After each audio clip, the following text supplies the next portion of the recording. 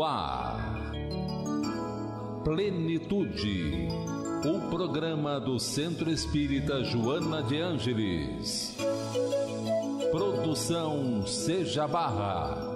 Apresentação Iraci Campos.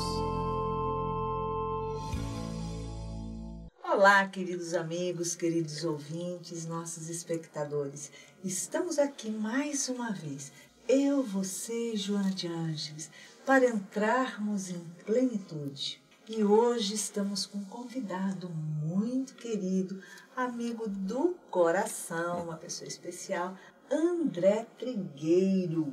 Preste atenção porque estamos falando de Setembro Amarelo. Olha só, André Trigueiro, nosso amigo querido, é jornalista com pós-graduação em Gestão Ambiental pela COP-UFRJ, onde leciona a disciplina Geopolítica Ambiental. Professor e criador do curso de Jornalismo Ambiental da PUC-Rio, escritor, palestrante, editor-chefe do Cidade e Soluções, comentarista do programa Estúdio 1 e articulista da Folha de São Paulo. E espírita, tá aí para falar do que? Setembro Amarelo. É isso aí. O que significa Setembro Amarelo? Para começarmos, nós vamos convidar o nosso amigo a trazer essa clareza a você. Como vai, André? Tudo bem? Sim, tudo ótimo. Prazer estar aqui. Seja bem-vindo. André, Setembro Amarelo é um movimento mundial sobre valorização da vida, ou seja, combate ao suicídio. Como é que você coloca nisso, sabendo que você é o maior divulgador sobre o CVV e o que isso representa no nosso país? Então, a Organização Mundial da Saúde estabeleceu o dia 10 de setembro como o Dia Mundial de Prevenção do Suicídio. Isso já tem algum tempo. E de uns anos para cá, se formalizou o mês de setembro como o mês de prevenção do suicídio e da valorização da vida para quebrar o tabu e, através da informação, promover saúde e qualidade de vida. Então, é muito importante o Setembro Amarelo porque funciona como um período do ano, dentro do calendário, em que a gente fecha para balanço e discute temas que não são propriamente fáceis da gente ver na mídia, de uma forma geral, da gente discutir isso no trabalho, em casa. Não é fácil ver isso em palestras públicas, em muitas instituições espíritas. O tabu também existe no movimento espírita em torno desse tema. Então, a função do Setembro Amarelo é, através da informação, promover qualidade de vida e saúde.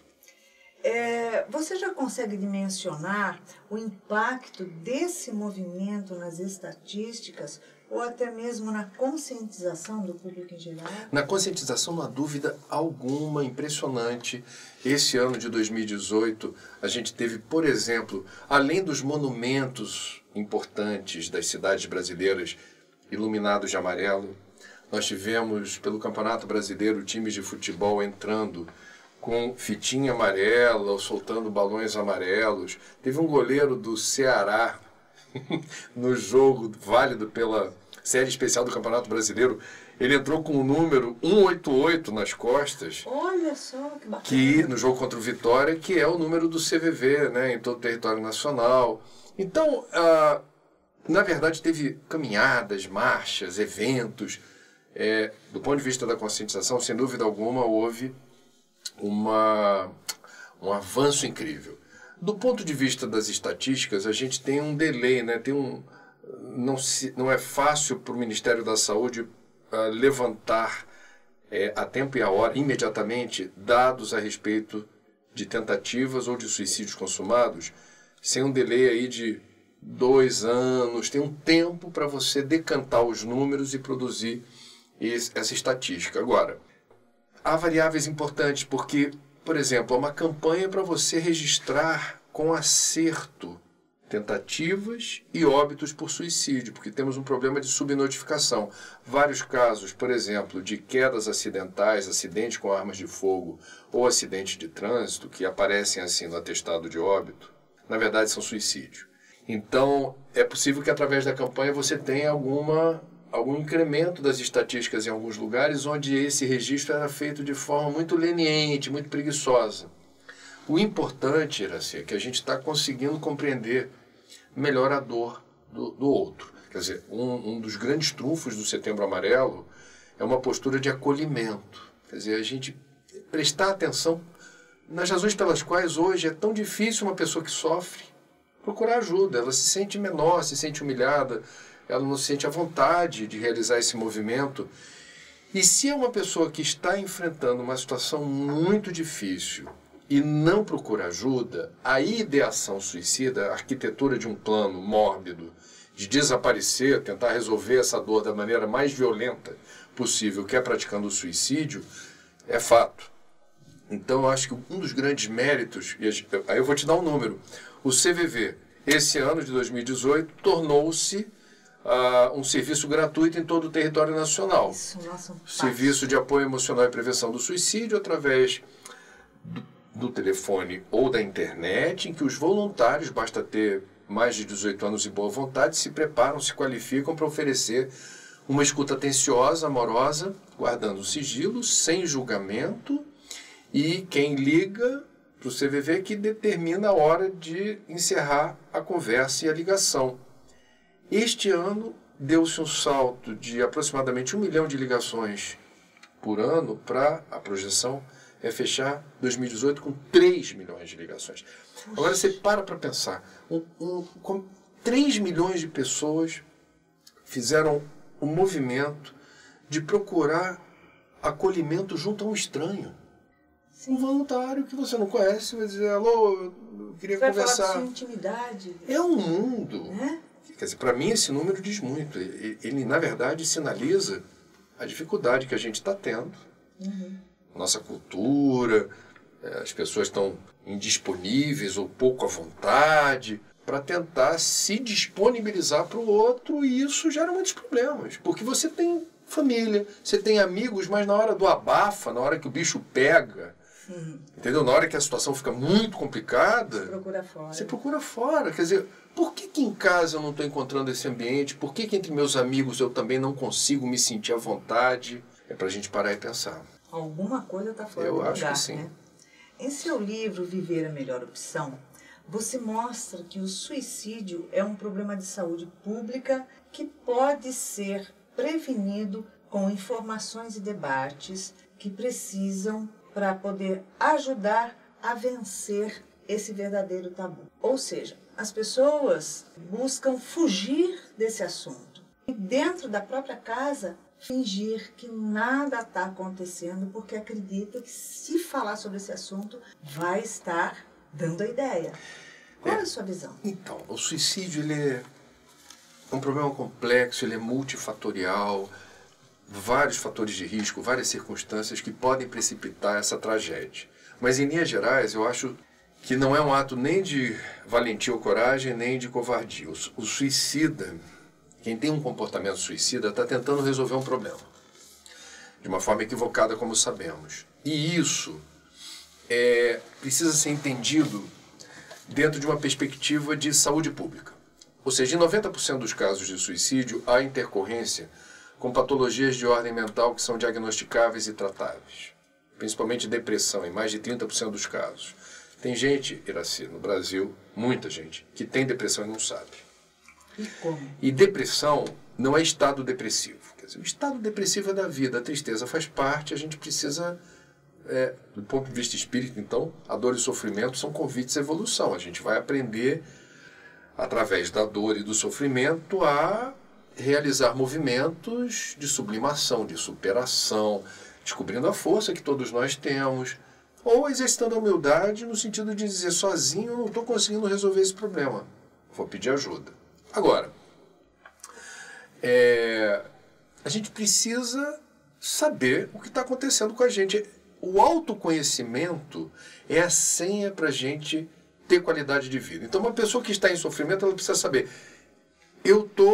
os especialistas dizem, o que é depressão? Uma tristeza persistente, depois de 10 dias, 2 semanas, todo dia, você sentindo o coração estilhaçado, o peito oprimido, não sabe o que está acontecendo com você, em boa parte dos casos não sabe nem qual é a causa, aquilo está afligindo do nada, procura ajuda.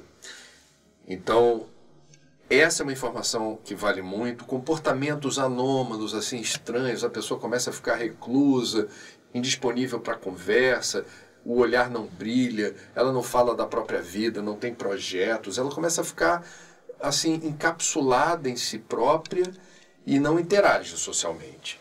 Isso pode ter várias causas. Uma delas, essa pessoa talvez esteja desistindo, pouco a pouco, da vida. Ela é uma existência cinza, assim, ela não vibra, não tem brilho no olhar. Precisamos rastrear. Existem pessoas que dão sinais, elas falam, por exemplo, daqui a pouco vai ter Enem, Exame Nacional do Ensino Médio. Muitos jovens se sentem pressionados com isso. Aí numa dessa conversa, fala qualquer coisa, escreve no caderno assim, se eu não passar, eu não quero saber mais de nada, vou abandonar tudo. Pode ser um arrobo, pode ser uma figura de linguagem. Mas a Organização Mundial da Saúde diz, quando o assunto é suicídio, o cão que ladra pode morder. Com certeza. Você tem que rastrear, né? A gente tem uma questão do momento, assim, que são pais com muita dificuldade de lidar com os filhos e, por vezes, cansam, assim, dizendo, não aguento mais. Agora eles estão por conta deles, eu estou aqui. Há um estremecimento na relação e uma dificuldade de você, enquanto pai ou mãe, se disponibilizar mesmo e dizer assim, olha, filho, eu sei que a gente está passando por um momento difícil, mas eu amo você e eu estou aqui porque der e vier. Se você quiser falar comigo, eu vou fazer o maior esforço do mundo assim para você ter confiança em mim e poder desabafar comigo. A gente vê muitos pais que simplesmente não conhecem os filhos, não estão conseguindo acompanhar as rotinas dos filhos e não estão conseguindo se disponibilizar para valer.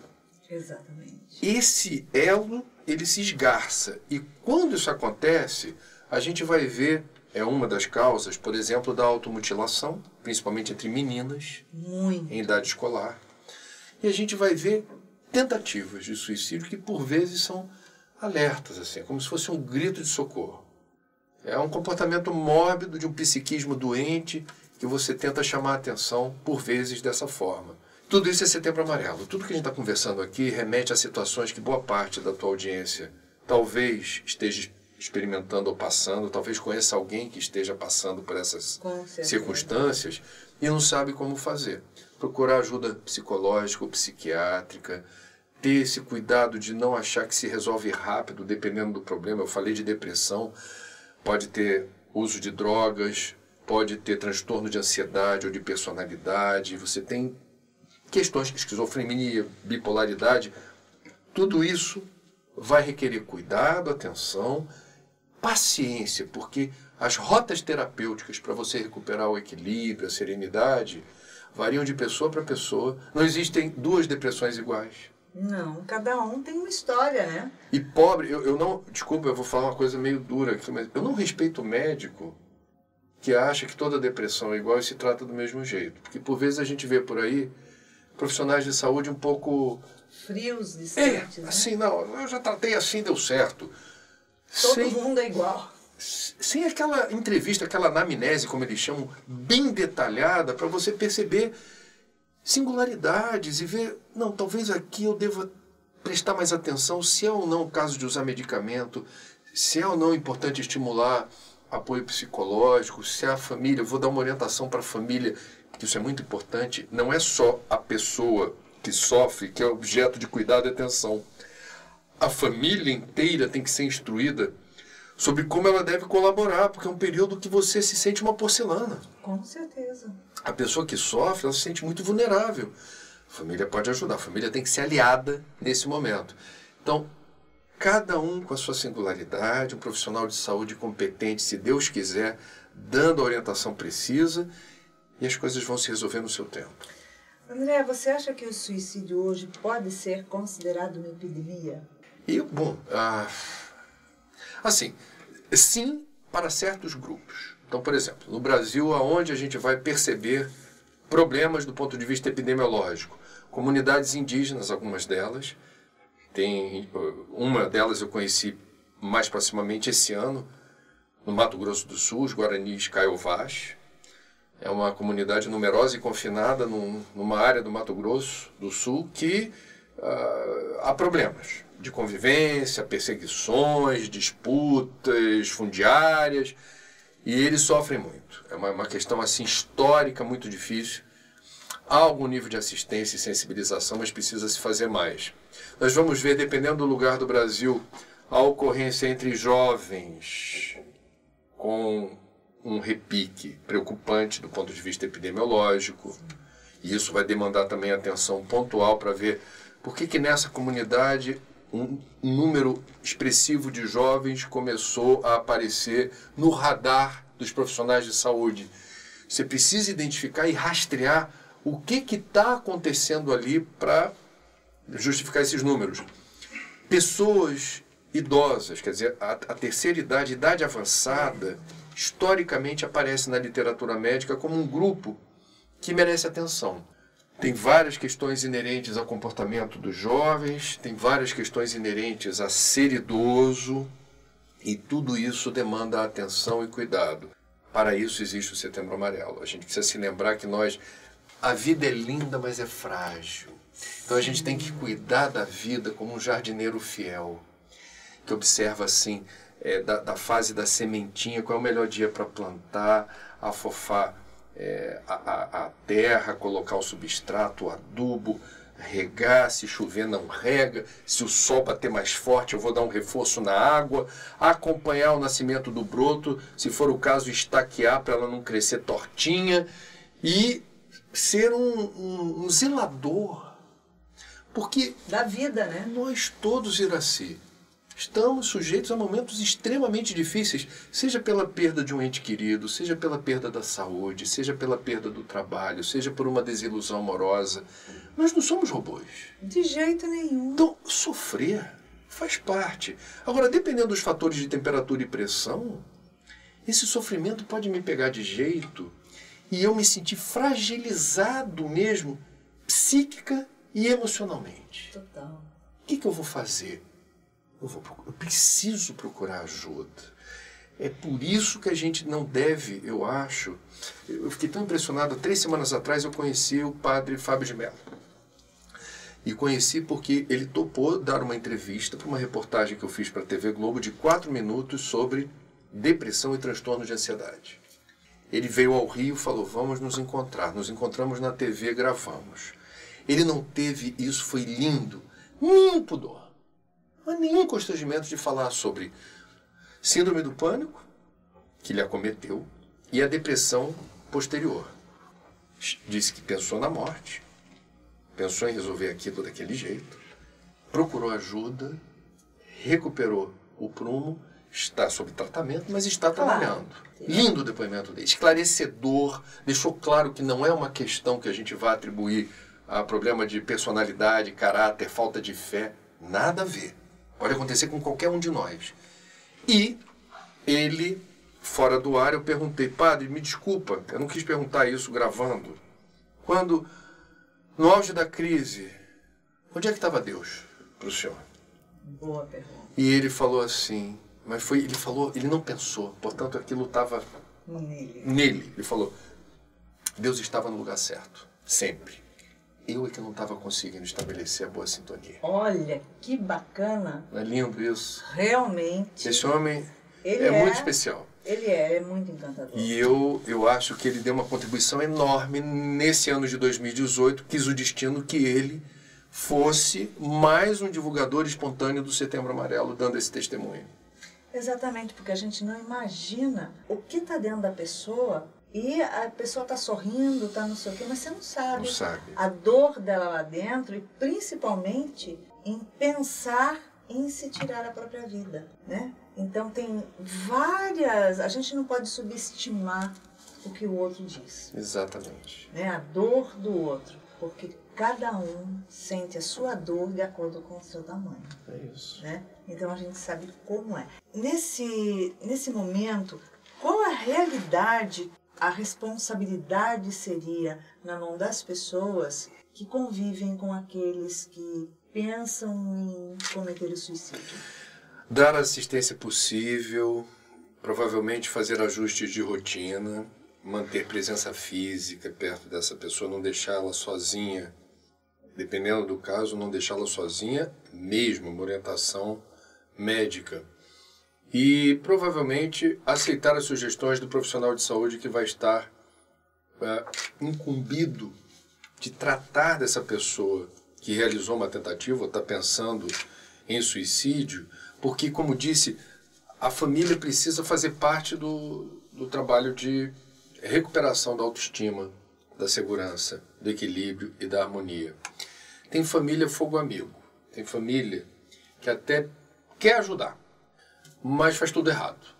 Não deixa a pessoa, eu diria, ter o melhor desempenho na busca por essa harmonia, esse equilíbrio. Age com impaciência, diz o que não deve ser dito, não propicia o melhor ambiente que seja aquele onde a nutrição espiritual esteja presente. Qual é o programa que está sendo exibido na televisão? Qual é a leitura mais edificante? Qual é a música que está tocando?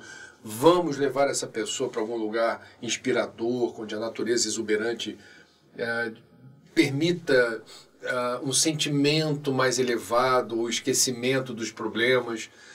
Como se diz, neste meio, a família tem que ser parte da solução. Ela tem que abraçar essa causa. É uma causa.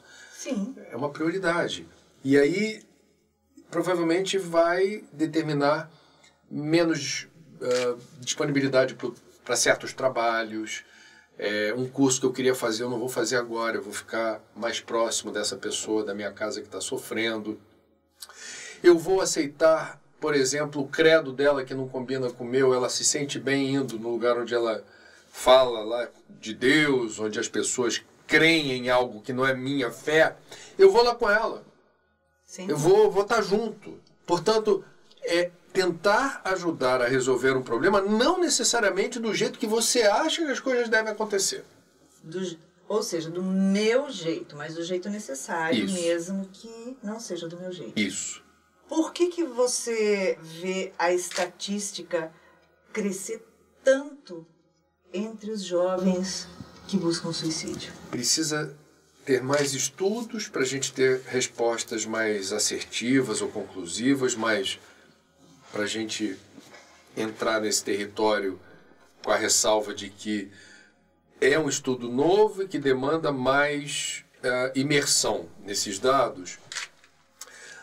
São jovens que estão com muita dificuldade em se abrir para os pais. Ou porque os pais estão ausentes, ou porque esse jovem não consegue, de fato, encontrar o melhor ambiente, a melhor oportunidade para se sentir acolhido ou confiar nos pais. Confiar. Vou falar o que eu estou sentindo e vou ver o que acontece. Então, essa dificuldade de você encontrar nos pais aliados num momento difícil.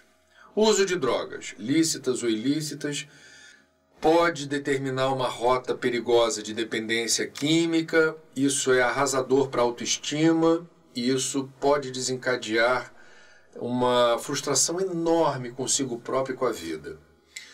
A gente vai ter longas horas consagradas a viagens virtuais, em lugares da internet onde os pais não fazem ideia onde esse menino ou essa menina estão transitando, absorvendo que gênero de informação ou conteúdo, e isso pode ser ruim no sentido de que você deixa de consagrar tempo e energia na interação pessoal, sensorial.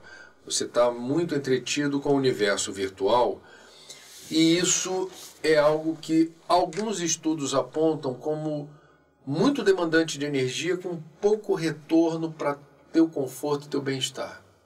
É muito frustrante no final de um período em que você passou 7, 8 horas na internet, termina aquela jornada e você se depara assim, e o que ficou? Acabou o dia e... Para mim, assim, de bom, qual é o legado dessa experiência, qual é o resultado final dessa jornada virtual?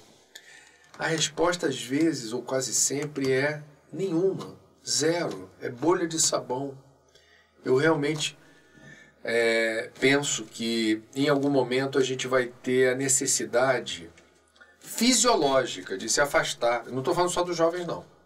A gente vai ter a necessidade fisiológica de não passar tanto tempo fazendo conexões virtuais. Exatamente. Que isso é drenante de... Assim, você vê, muitos jovens com problema de insônia. Por quê? Porque vão para a cama com o smartphone. Azul.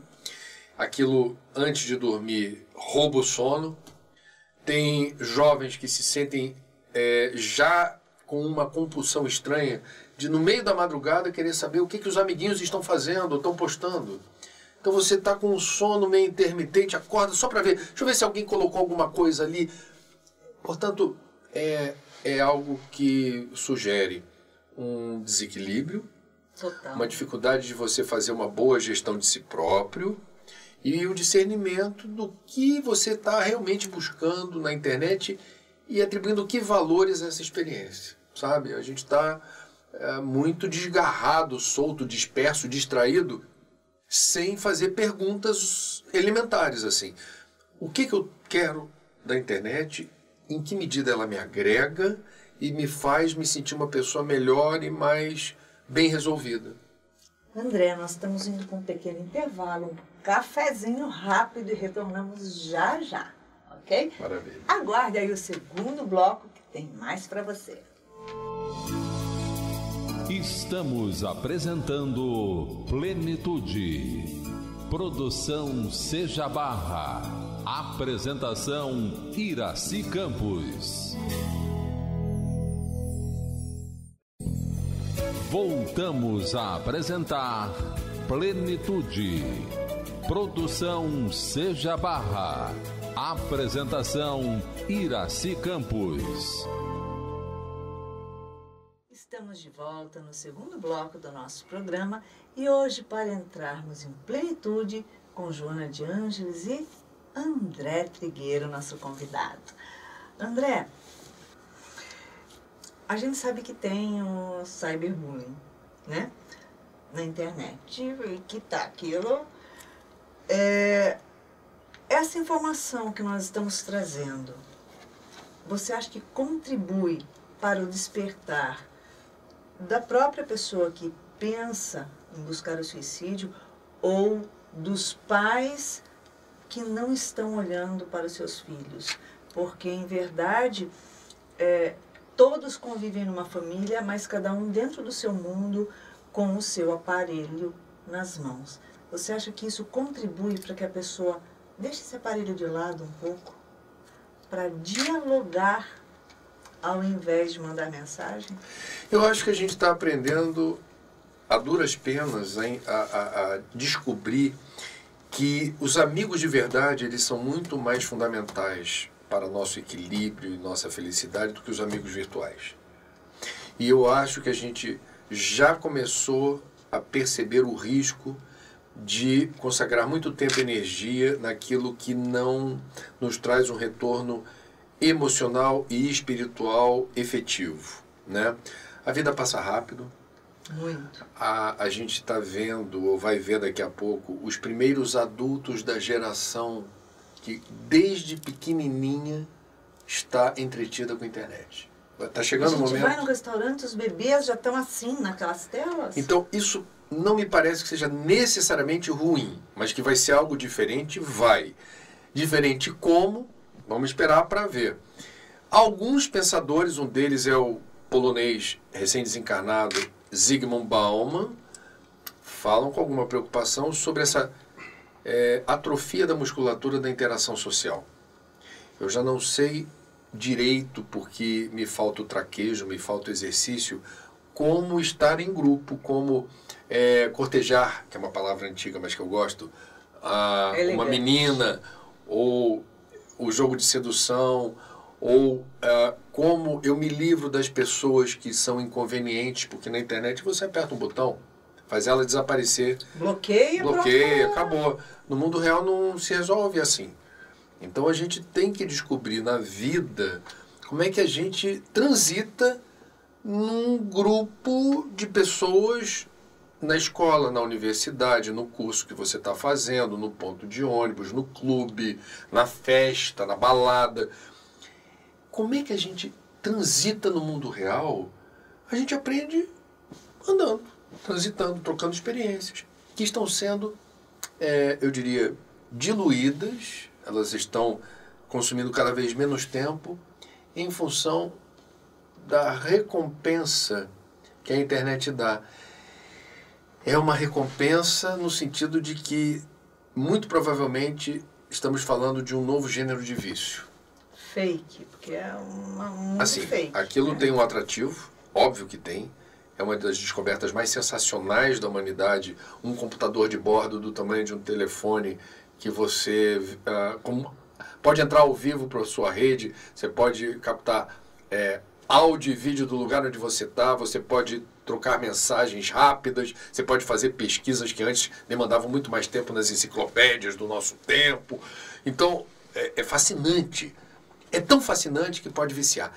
E se a gente tem a compulsão para ficar muito tempo ali e a gente chega à conclusão triste de que a nossa vida tem sido consumida nessa relação, o preço pode ser caro.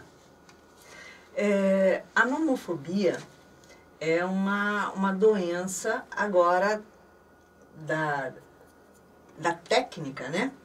Porque é aquele desespero, pânico que a pessoa tem, que ela sente, de ficar sem o telefone celular, sem estar conectado. Se acaba a bateria, o desespero. Como podemos contribuir para que a pessoa possa trabalhar isso? Porque a gente sabe que os consultórios psiquiátricos e psicológicos, de psicologia, estão assim, fila, né?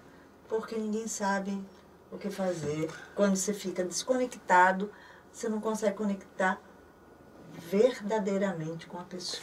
Iraci, eu acho que isso vai cansar a gente. Eu acho que a gente está ainda... É muito recente a descoberta.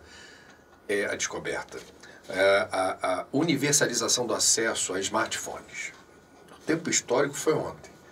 Então tem um apogeu, assim, está todo mundo vidrado na novidade, todo mundo virou criança querendo descobrir todo o potencial de brincadeiras, de jogos, de possibilidades que essa tecnologia oferece. As pessoas estão exaustas. Isso está exaurindo as pessoas. Então eu acho, não tenho nenhuma autoridade para dizer isso, o tempo dirá, mas eu acho que a gente vai, e é natural, em algum momento isso vai arrefecer. E isso tende a entrar numa banda de comportamento onde não haverá tantos excessos como a gente tem visto hoje. Eu acho que é um caminho sem volta. Quer dizer, eu acho que o universo virtual veio para ficar. Ele é de Deus. Eu acho que isso daí está num pacote divino.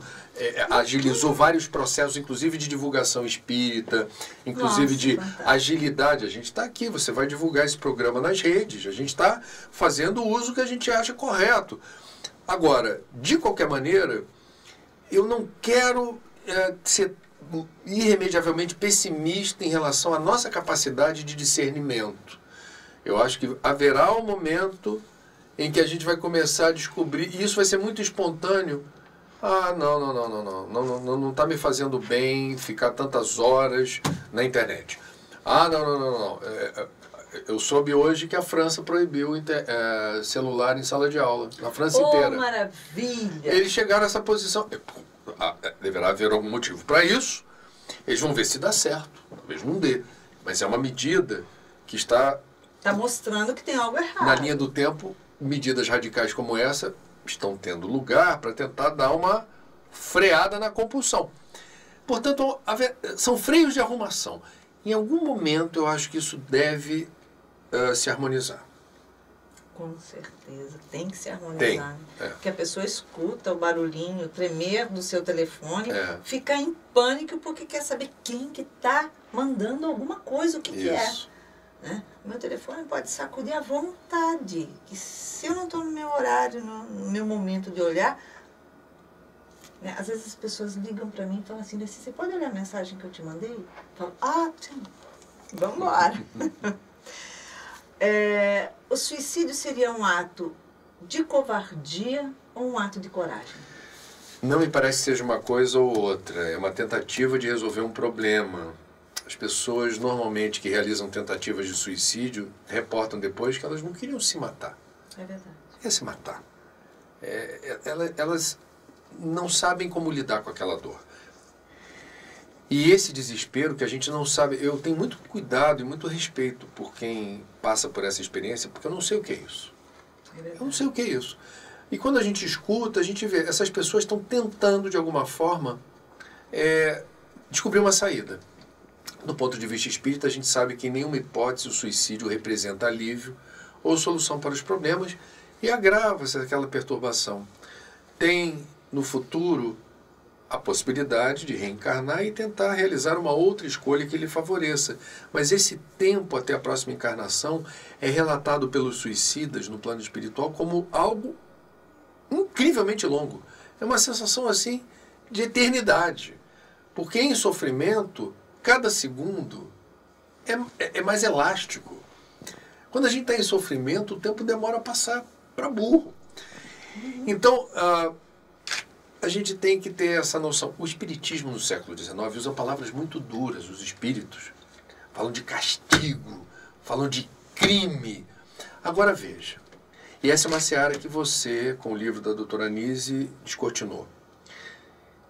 Nesse período do século XIX para cá, houve um avanço espetacular na área da ciência psicológica. Portanto, a minha presunção é que se a doutrina fosse codificada hoje, sem prejuízo da assertividade, que a espiritualidade é dizer, talvez até usasse algumas expressões igualmente fortes ou duras, mas talvez a gente incorporaria aquilo que já se sabe, que é um conhecimento construído, que, não obstante ser um equívoco, um crime, algo terrível, a postura correta é de acolhimento. Jesus, eu não consigo ver Jesus com o dedo em riste para um suicida, dizendo assim, criminoso! Não. Eu vejo Jesus com a mão estendida, dizendo assim, vem, vamos recomeçar. Não foi bom para você. Eu compreendo a sua dor. Você está sofrendo muito. Mas chegou o momento de dar a volta por cima. Chega. Ai, sim. Você entende? Faz sentido, né? E eu penso que na casa espírita, sem prejuízo dessa informação que precisa chegar, dizendo assim, não faça isso, porque você não vai resolver esse problema desse jeito. Não, evite essa ideação suicida começar a tomar conta assim do teu livre-arbítrio. Você precisa entender que não é por acaso que todas as grandes religiões do Oriente ou do Ocidente, as filosofias espiritualistas, são assertivas em dizer não vai resolver esse problema desse jeito. Então, sem prejuízo dessa assertividade, na casa espírita, por vezes, a pessoa que sofre desse jeito não está querendo ser doutrinada. Sim. Ela quer que alguém a escute, ela quer ser acolhida. E a gente tem que ter muito cuidado, é uma sugestão, para escolher o momento certo e o jeito certo de abordar a doutrina, esclarecendo a pessoa que ela merece saber o que nós temos a dizer sobre suicídio. Porque, por vezes, a gente aborta um projeto de terapia espiritual na largada, quando a gente inverte, assim. A pessoa chega procurando ajuda, está com a demanda de falar, e você... Antes de você... Suicídio, né? Ó. E a pessoa... Bom, não é aqui que eu vou encontrar ajuda. Não, ela sai mais vazia do que ela entrou. Né? Eu acho que a gente tem que ter essa sensibilidade. Mais uma vez, quem não sabe que dor é essa, por uma questão de ética, precisa respeitar. Assim, eu não sei, imagino que seja algo muito doloroso, e em consideração a essa pessoa, eu vou tentar imaginar que para ela estar dizendo isso, ou ela estar fazendo algum movimento na direção do suicídio, essa dor é imensa. E se eu já passei por isso? Porque muitos espíritas já passaram por uma experiência radical como essa. Aí o que não falta é argumento para você dizer, não, eu sei que isso é algo muito radical, que nos deixa muito fora de órbita, muito perturbado, então eu vou usar esse conhecimento, porque eu vivenciei, em meu favor, não vendo com doutrina na lata, como se diz, sem perceber qual é o momento. Tem um momento de chegar. Com certeza. A obsessão seria uma porta para a indução do suicídio? Sim. Um psiquiatra de Minas Gerais, Jader Rodrigues de Paula, estima que em 65% dos casos de depressão há intercorrência com obsessores. Quando a gente tem a ideação suicida, pela lei de sintonia, estamos atraindo quem, naquele momento, até se divirta, se compraz em tentar influenciar esse gesto fatal. O Gerson Simões Monteiro, da Rádio Rio de Janeiro, da ex-José Erge, que nos deixou há relativamente pouco tempo, ele relatava que ele passou por experiências muito difíceis de perda de entes queridos, duas filhas, por câncer. Ele chegava a ouvir a voz, no auge da tristeza, né, do estado depressivo, ele relatava assim, eu ouvia a voz assim, se atira, vai, resolve logo isso. Acaba já. Né? Então a resposta, né, Iraci, assim, você vê a importância da sintonia quando Jesus foi assertivo e disse, vigiai e orai. Quando a gente se lembra que é importante colocar a nossa estação, o dial, né, qual é a frequência que você vai colocar o seu rádio? Porque nós temos esse poder e a gente não deve abdicar desse poder nunca. Tem um ditado popular que com sabedoria diz, mente vazia, morada do diabo. Com certeza. Então, não deixa, assim, o controle da faixa aonde nós estamos transitando para saber qual é a qualidade e o gênero do pensamento. Se eu estou com a ideação suicida, eu estou atraindo uma energia compatível, que não é em meu favor. Então, mais uma vez, a gente vai entender que o Espiritismo é uma linha auxiliar fundamental para a recuperação de pessoas que, sem prejuízo da medicina da Terra, precisam de nutrição espiritual e precisam desse tipo de orientação. Com certeza. Nessa situação, seria um suicídio indireto?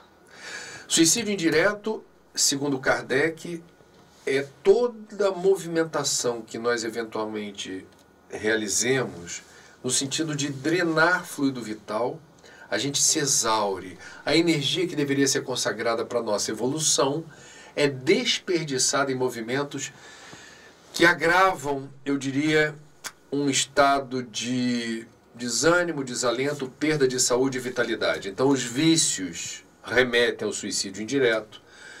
Vício em comer, vício de sexo, vício por jogos. Nossa, isso tem muito. Quando a pessoa deliberadamente boicota o próprio sono, fica entretida de madrugada vendo televisão, zapeando os canais, ela tá com sono, ela tá cansada, mas eu quero ver as coisas aqui. Tudo que vá na direção contrária à manutenção da nossa carcaça. Quer dizer, a gente tem, o Francisco de Assis adora, quando ele chamava o corpo de jumentinho.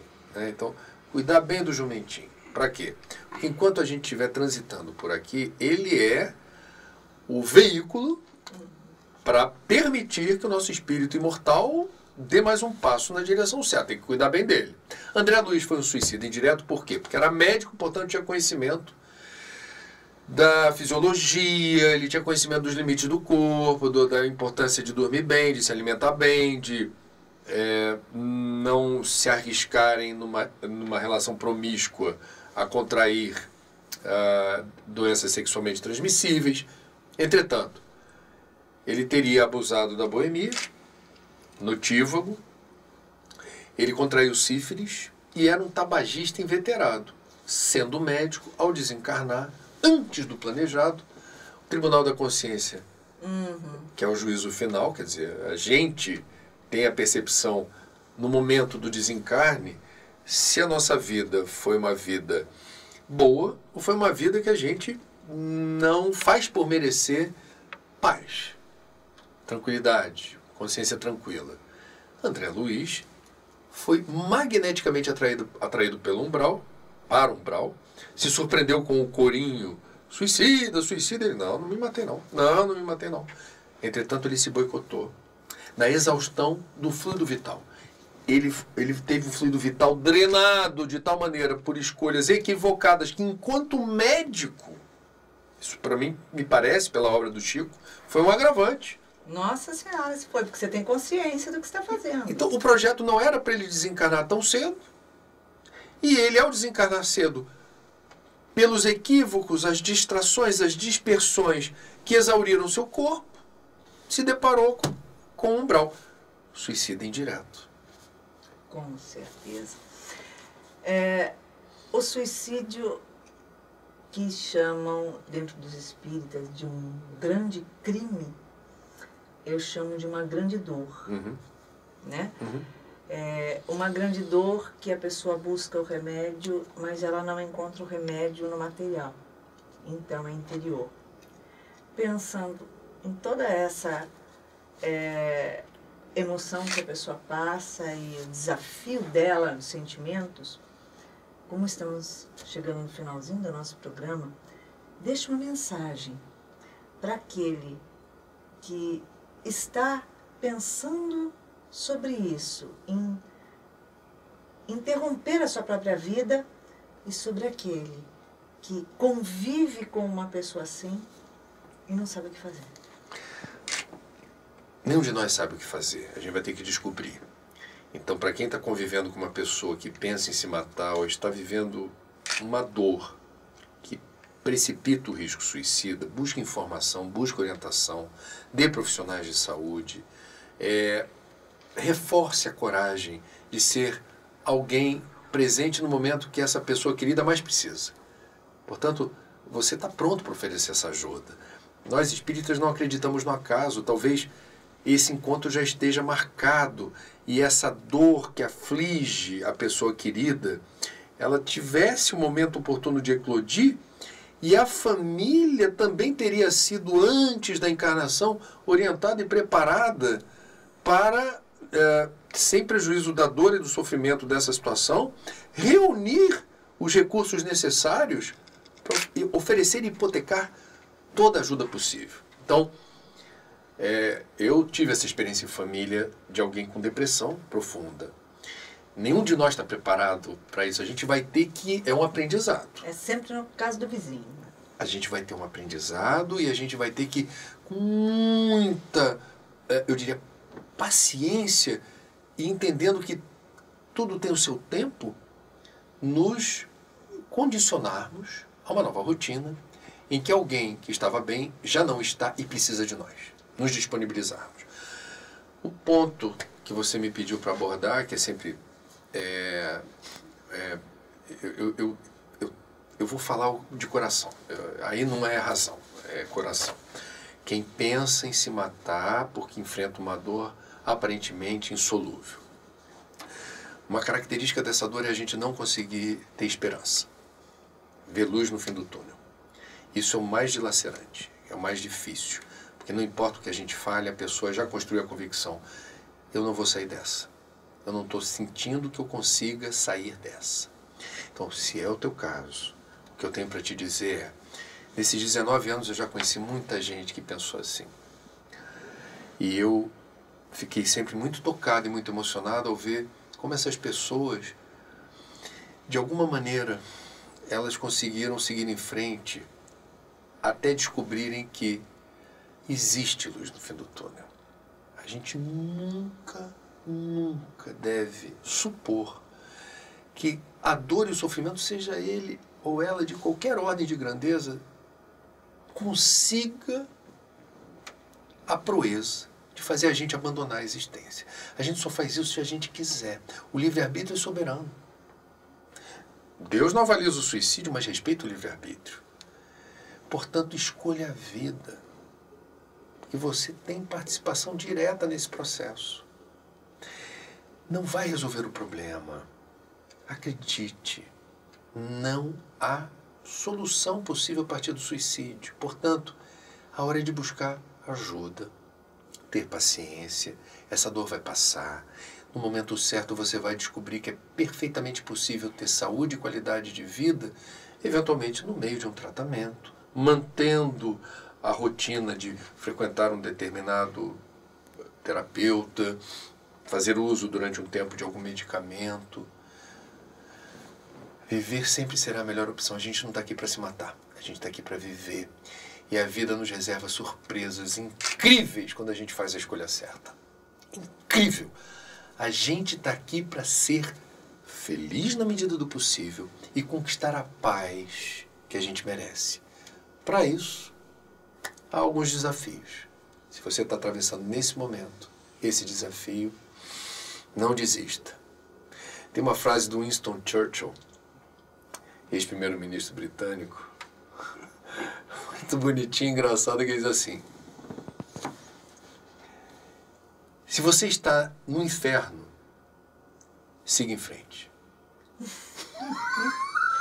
Exatamente, não pare nunca, porque sabe que tudo pode se apresentar na sua frente como oportunidade. Tem um provérbio romano também que diz assim: quando não há vento, é para os navegadores, quando não há vento, reme.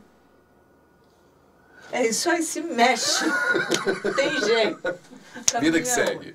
André, obrigada, meu querido. Obrigado você. Obrigada por estar aqui. Obrigado, querida. E a Obrigado. vocês, nós deixamos aqui um beijinho cor-de-rosa para ter uma semana cheia de amor e realmente renovar a sua vida com muita alegria. Muita paz. Plenitude. Produção Seja Barra. Plenitude.